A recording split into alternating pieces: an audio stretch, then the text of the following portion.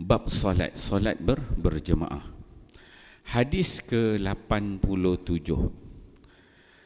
An Abi Hurairah radhiyallahu anhu anin Nabi sallallahu alaihi wasallam qala inna ahadakum fi salatin madamati salah tahbisuh wal malaikatu taqul Allahumma ighfir lahu warhamhu ma lam yaqum min salatihi aw yuhdith. Rawahu Bukhari.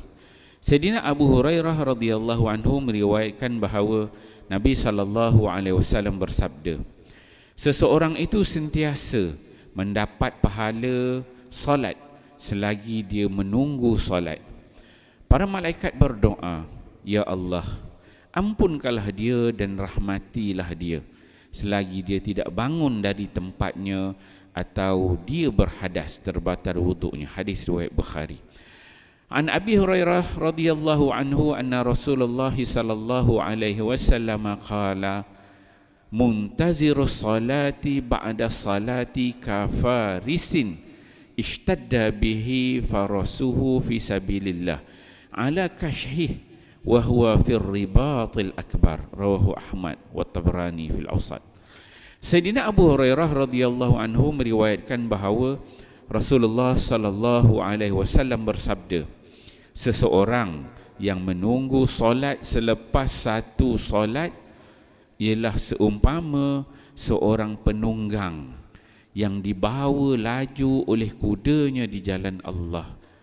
Orang yang menunggu solat juga berada di ribat yang paling besar, tempat berkubu daripada serangan syaitan dan juga nafsu. Musnad Ahmad Tabrani. Alhamdulillah tuan-tuan, pagi ni kita membaca dua hadis Nabi sallallahu alaihi wasallam. Hadis di bawah tajuk solat berjemaah. Hadis pertama daripada hadis Abu Hurairah. Dua ni hadis daripada Abu Hurairah, nama yang dah biasa kita sebut. Hadis pertama Abu Hurairah ini meriwayatkan, dia mengatakan Nabi sallallahu alaihi wasallam bersabda, Nabi kata inna ahadakum fi salatin, seseorang itu sentiasa berada di dalam solat. Seseorang tu dinilai berada dalam keadaan solat. Madamati salah tahbisu, selagi mana dia menunggu waktu solat. Seseorang itu dapat pahala ganjaran solat selagi mana dia menunggu waktu solat. Maksudnya kita datang ke masjid awal, kata subuh 6 suku, 5.30 kita dah sampai. 5.30 kita duduk dekat masjid, dekat surau tu, maka dalam masa 45 minit itu dinilai oleh Allah Subhanahu Wa Taala dengan pahala solat. Tu selagi mana dia berada dalam waktu solat dan dia menunggu waktu solat itu masuk. Ini kelebihan kita datang awal, kelebihan kita menunggu waktu solat. Kemudian situ yang pertama. Kemudian kata Nabi sallallahu alaihi wasallam, malaikat pula akan berdoa. Yang kedua malaikat akan berdoa. Yang pertama tadi dapat pahala solat. Yang kedua kata Nabi, malaikat akan berdoa. Apa doa malaikat? Allahumma ighfir lahu. Ya Allah, ya Tuhan, ampunkanlah dia. Itu yang pertama malaikat doakan. Kemudian warhamhu, dan berkatilah dia, berikanlah rahmat kepadanya. Ma lam yaqum min salatihi aw yuhdith, selagi mana dia tidak bangun daripada tempatnya ataupun dia berhadas. Jadi kita ada 3 perkara yang dalam hadis ini sebut oleh Nabi sallallahu alaihi wasallam. Yang pertama, kalau kita datang awal, kita tunggu waktu solat. Jadi sepanjang masa kita tunggu waktu solat itu, kita diberi pahala solat. Itu yang pertama. Yang kedua, akan ada malaikat yang Allah cipta, Allah utus, yang tugas malaikat ini dia akan berdoa. Mendoakan apa? Pertama keampunan bagi kita yang datang awal, dan yang kedua mendoakan kita mendapat rahmat. So ada 3 benda tu. pahala sentiasa berterusan dan solat, doa daripada malaikat keampunan dan juga rahmat Allah. Tapi semua tiga-tiga perkara ni Nabi sebut diikat dengan apa? Selagi mana dia tak bangun daripada tempat dia duduk. Maksudnya kita duduk tu memang kita berada dalam masjid. Kita duduk dalam masjid, duduk dalam surau, dan memang niat kita itu adalah untuk mengerjakan solat, kita menunggu waktu. Itu yang pertama syarat dia. Dan syarat yang kedua kata Nabi SAW, aw yuhdis, selagi mana dia belum berhadas, maksudnya batal wuduk. Jadi kita kalau nak tunggu waktu solat ni, tengok contohnya subuh 6 suku, datang awal 5.30, duduk 5 minit, lepas solat tahiyatul masjid rasa nak terkentut kan, perempuk kentut, dah kentut tu fikir ini sekarang nak tunggu waktu mungkin 2-3 kali lagi kentut, kan. Jadi fikir malah lah ambil wuduk. Jadi kita tunggu kan Bilal azan kan, baru ambil wuduk kan. Jadi sebenarnya kita rugi. Jadi bila dah terkentut tu cepat-cepat bangun pergi ambil wuduk. Kita nak ambil 3 fadilat, 3 kelebihan yang disebut oleh Nabi sallallahu alaihi wasallam ni. Okey, itu hadis yang pertama. Kemudian hadis yang kedua daripada Abu Hurairah juga, Nabi sallallahu alaihi wasallam bersabda, Nabi kata muntazirus salati ba'da salah.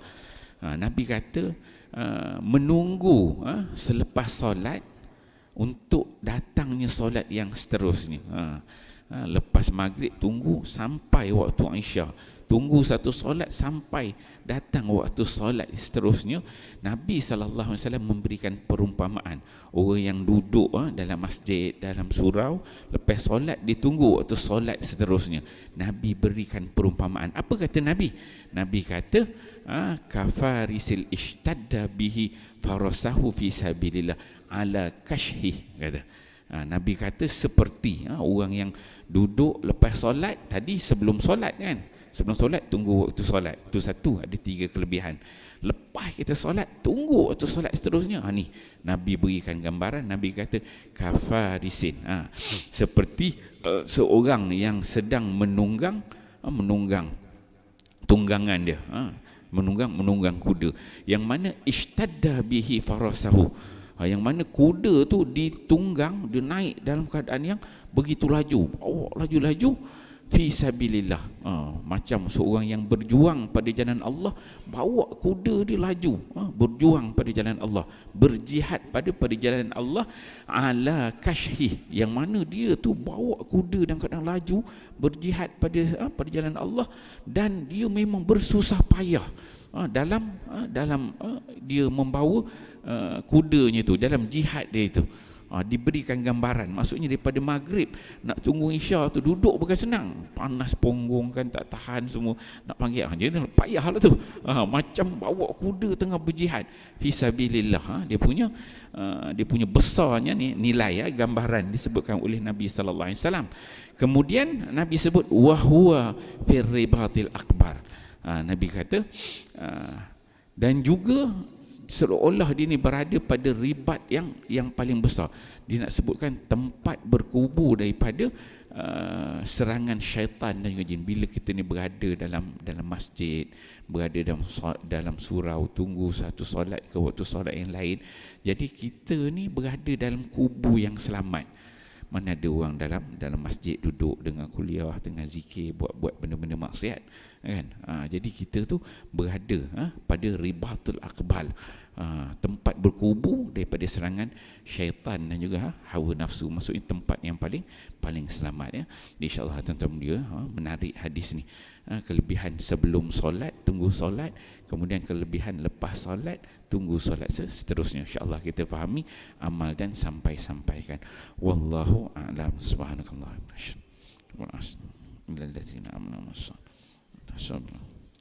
sallallahu